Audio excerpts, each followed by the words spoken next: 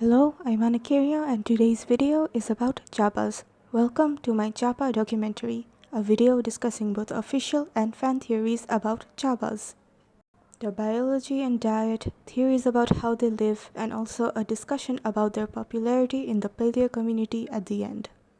Just a quick mention before we begin though, I'm using both official art and screenshots posted in the Palia Twitter and Discord, so there is no NDA breaking here. And also, I'm using some fan art of Chapas. A big shout out to Sandra, Sukina, and Kinjiri for allowing me to use your artwork for this video. Let's begin.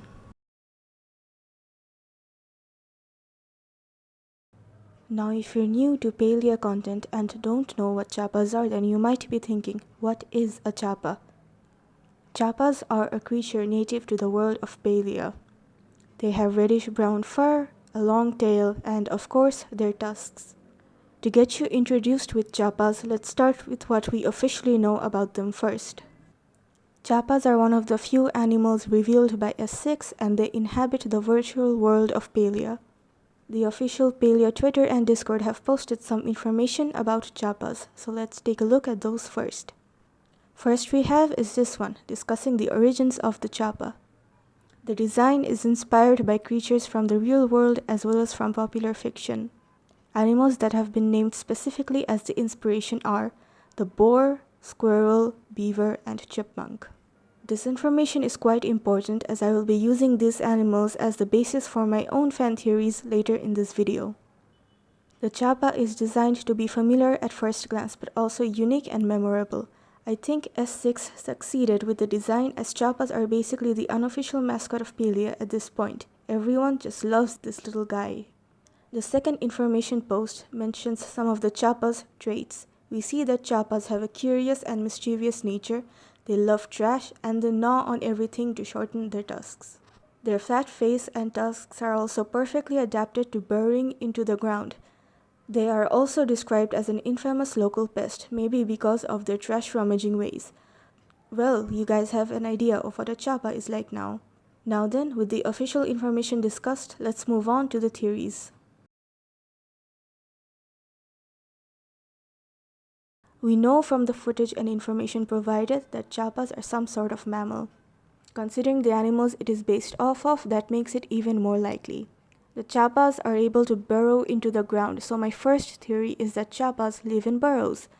They make their dens in burrows that they have dug out, maybe use moss and grass to make their dens more comfortable, and even store their food in their burrows, similar to how squirrels and chipmunks do. Of course, they could just as easily be sleeping out in the open, but the Chapa's size is quite small, so having a safe place to sleep in makes more sense. It's also possible that Chapas could have the ability to climb trees and sleep up there. But I personally like the ground-dwelling burrow idea more. Another theory I have is that Chapas are more nocturnal or even crepuscular, which means they are more active at dawn or dusk. The reason why I say this is because of their fur, which is a vivid reddish brown and stands out against the green grass. Compared to that, if it's during night or dawn or dusk, the color would blend in a lot better with the shadows. Now my next theory is on the cubs of a Chapa. For the sake of differentiating between an adult and a baby Chapa, I will be calling the babies Chu, which is the unofficial name for Chapas in the community a long time ago.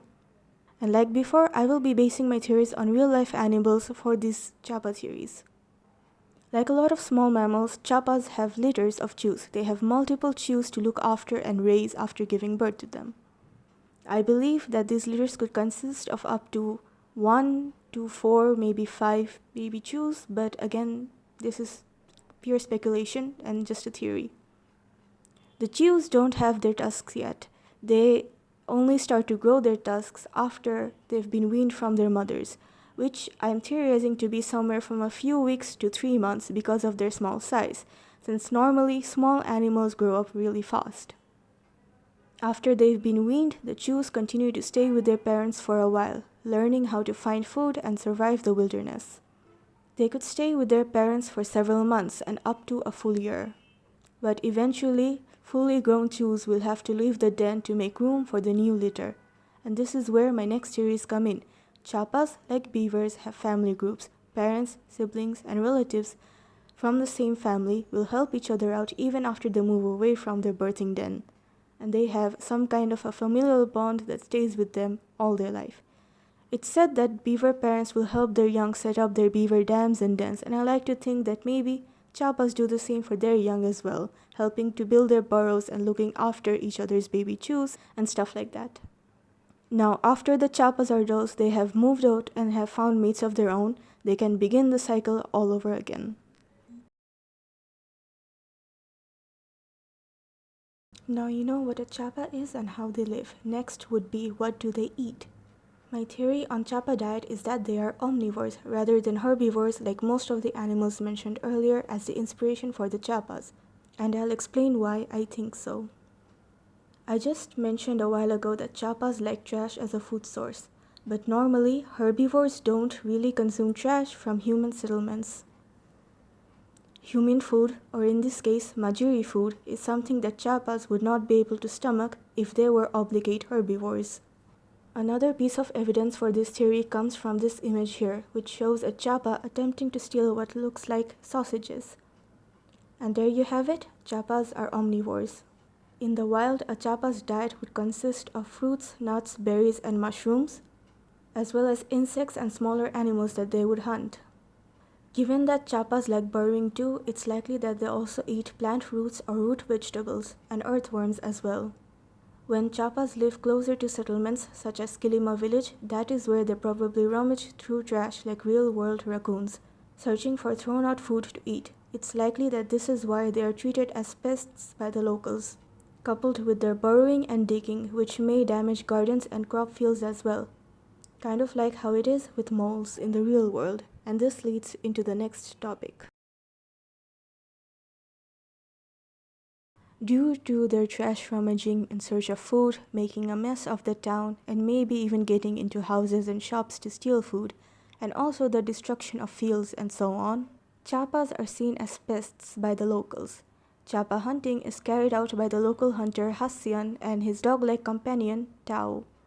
It does say that they care about the balance of nature, so I'm thinking that the hunting practices of the Majiri are more in line with conservation hunting practices in real life, hunting only what's needed to keep nature in balance and using the products from the animals as much as possible, so they don't waste any of the resources. Following this practice, I think that hunting the Chapa isn't necessarily a bad thing. Chapa populations can easily explode when they have access to trashed or leftover food from the garbage, similar to how it is with rats or mice or raccoons in real life. And the locals also understandably want to stop the Chapas from getting into their trash cans and houses and damaging their crop fields. Moreover, following this theory of conservation hunting, Chapa products from hunting can be quite useful for the locals if you think about it from a real-world perspective.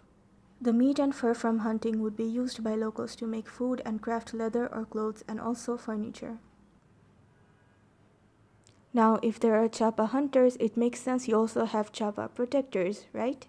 There are some players within the Palia community who have joined forces and created an unofficial Chapa conservation group. The Chapa Protection Agency, or CPA, is created by a group of human players who adore the Chapa and want to protect them as much as possible. Whether that be through never actively engaging with the hunting skill at all, or through very limited hunting, it creates an interesting sort of roleplay for these players, and I'm really curious to see it when Palia releases. Finally, let's take a look at Chapa as a mascot and its immense popularity. People in the Palia community love Chapas. The amount of Chapa fan art you can find are insane. Once again, thank you to Sandra, Sukina, and Kinjuri for letting me use your fan art. There are very few official art or videos of Chapas currently available that I can use, and I really appreciate it. You guys are amazing artists. Keep up the good work. There are also Chapa-themed stories written in the Discord and even handcrafted Chapa-themed items like plushies and beanies made by incredibly talented people in the community. We also have in-game items that are going to be Chapa-themed as well. The 5 Refer a Friend reward items are all Chapa-themed. You have the Chapa beanie, the incredibly adorable Chapa hugging plushie, the clothes, the fountain, and the glider. There's also the Chapaa onesie that's revealed during the official first look gameplay video. And finally, there's this screenshot which is posted in the official Palia art channel in the Discord server. As you can see, it shows some furniture items from the game. On the left, you can see a cute Chapaa plushie holding a mushroom. Next to it is a Chapaa-shaped mug or bowl with a straw sticking out the top. And then on the top of the shelf, there is what looks like a metallic Chapaa figurine. A very cozy and cute room showing some wonderful Chapaa-themed decor. Chapas are just loved and adored by the community, including myself, and I'm really excited for when the beta starts and people can meet Chapas for themselves. That's all for today's video. I hope you all enjoyed it. Thanks for watching, and I'll see you all in Palia soon. Bye!